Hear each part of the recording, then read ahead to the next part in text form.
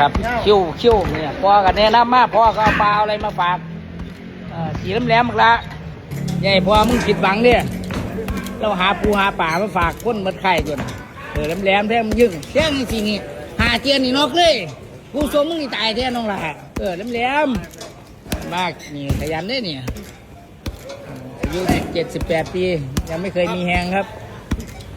เดี๋ยวมันชนะสัก3 ไฟเดี๋ยวพอลองผ้าไปเปิดจุกเด้อผ้าไปตำแมงได้หลอกนึงเด้อถูกป่ะเขาขาวดูดแมงไว้ห้องเด้อเงิน10,000ครับเงิน10,000ก็ไปจึก20,000เอาอย่างเอาจึกคำตอบสุดท้ายเยอะมากหายใจเงี้ยเอา